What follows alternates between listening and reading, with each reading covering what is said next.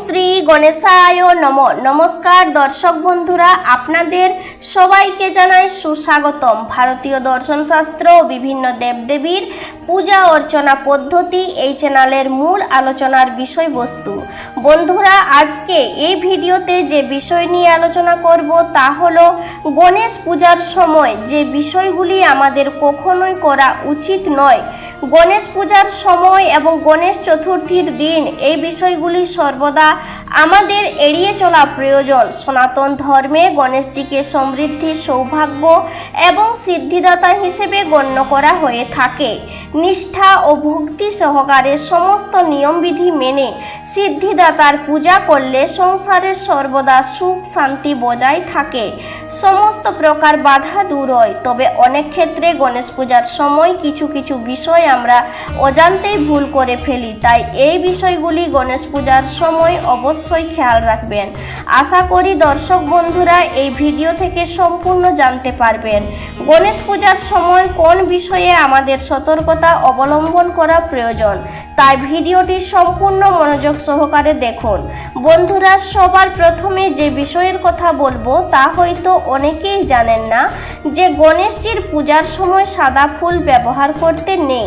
সাদা রঙের যে কোনো প্রকারের ফুল গণেশজির উদ্দেশ্যে একেবারেই নিবেদন করবেন না। গণেশজির উদ্দেশ্যে সর্বদা নিবেদন করুন লাল ফুল, এবং যদি সম্ভব হয় নীল অপরাজিতা ফুলও আপনি গণেশজির উদ্দেশ্যে নিবেদন করতে পারেন। তবে এই নীল অপরাজিতা ফুল কিন্তু কখনোই গণেশজির পায়ে নিবেদন করতে নেই। এই নীল অপরাজিতা ফুল গণেশজির সর্বদাই মাথায় অর্পণ করতে হয়। তবে গণেশ পূজার ক্ষেত্রে কিন্তু লাল ফুল আবশ্যক। পদ্ম, জবা বা অন্য যে কোনো প্রকার লাল ফুল গণেশজির উদ্দেশ্যে গণেশ পূজায় অবশ্যই নিবেদন করতে হয়। দ্বিতীয় যে বিষয়টির কথা বলবো, আশা করি এই বিষয়টির কথা সকলেই জানেন, তা হলো গণেশজির পূজার সময় কোনোভাবেই তুলসী পাতা ব্যবহার করা উচিত নয়। তুলসী পাতা গণেশ পূজায় সম্পূর্ণ নিষিদ্ধ হিসেবে গণ্য। তুলসী পাতা গণেশ পূজায় ব্যবহার করার অর্থ হলো সম্পূর্ণ পণ্ডশ্রম। তাই ভুলেও গণেশজির পূজায় তুলসী পাতা কখনোই ব্যবহার করবেন না, কারণ তুলসী দেবী ছিলেন রাধারানীর সহচরী। একদিন গোলকে তুলসীর সঙ্গে কৃষ্ণকে ক্রীড়ারত দেখে রাধিকা তুলসীকে অভিশাপ দেন যে তুমি মানবী রূপে জন্মগ্রহণ করবে। রাধারানীর অভিশাপে তুলসী পৃথিবীতে ধর্মধ্বজের ও মাধবীর গর্ভে জন্মগ্রহণ করে তুলসী নামে অভিহিত হন। ধর্মরাজের মেয়ে তুলসী রূপসী এবং উচ্চমার্গের সাধিকা ছিলেন, যে বহু দেবতারা তাকে প্রেমিকা হিসেবে পেতে চাইতেন। কিন্তু ছোটবেলা থেকে তুলসী ছিলেন বিষ্ণুর উপাসক। তুলসী একদিন গঙ্গা নদীর তীরে ধ্যানমগ্ন গণেশের মুখোমুখি হলেন। গণেশের অনন্ত কান্তি রূপে মুগ্ধ হয়ে যান তুলসী, কিন্তু তিনি জানতেন না যে গণেশ শিব পার্বতীর পুত্র। তুলসী গণেশজিকে প্রেম নিবেদন করে বিবাহ করার ইচ্ছা প্রকাশ করলেন, কিন্তু গণেশজি তাতে স্পষ্ট জানিয়ে দেন তিনি তাকে বিবাহ করতে পারবেন না। তিনি যাকে বিবাহ করবেন তাকে পার্বতীর মতো গুণসম্পন্না হতে হবে, এবং মাতা পার্বতী যেভাবে শিবের সেবা করেন তার স্ত্রীও তাকে সেইভাবে যেন সেবা করবেন বলে আশা করেন। এমন বাক্যে অপমানিত বোধ করেন তুলসী। তিনি তৎক্ষণাৎ গণেশকে অভিশাপ দেন যে তাকে তার অপছন্দের পাত্রীকে বিবাহ করতে হবে, এবং গণেশও তুলসীকে অভিশাপ দিয়ে বলেন তার বিয়ে হবে অসুরের সঙ্গে। অভিশাপ পেয়ে ভেঙে পড়েন তুলসী। তুলসী বুঝতে পারেন যে পার্বতী শিবনন্দনকে অভিশাপ দিয়ে কত বড় বিপদ ডেকে এনেছেন। এরপর গণেশকে বোঝাতে থাকেন তুলসী। এরপর গণেশের মন শান্ত হলে অভিশাপ কাটানোর উপায়ও বলে দেন। গণেশ বলেন তার অভিশাপ কাটাতে পারেন একমাত্র বিষ্ণু।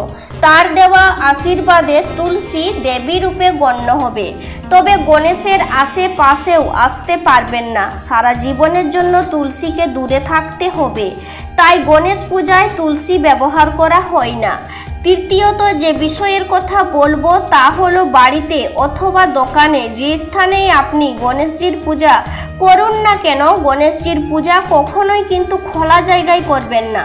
সর্বদা একটি পরিষ্কার পরিচ্ছন্ন ঘরে বা প্যান্ডেল তৈরি করে গণেশজির পূজা করতে হবে এবং গণেশজির মূর্তিটিকে উঁচু বেদিতে লাল কাপড়ের ওপর রাখা প্রয়োজন এবং যে গণেশজির মূর্তিটি আপনি পুজো করছেন সেটি সর্বদা বসা অবস্থায় থাকা প্রয়োজন।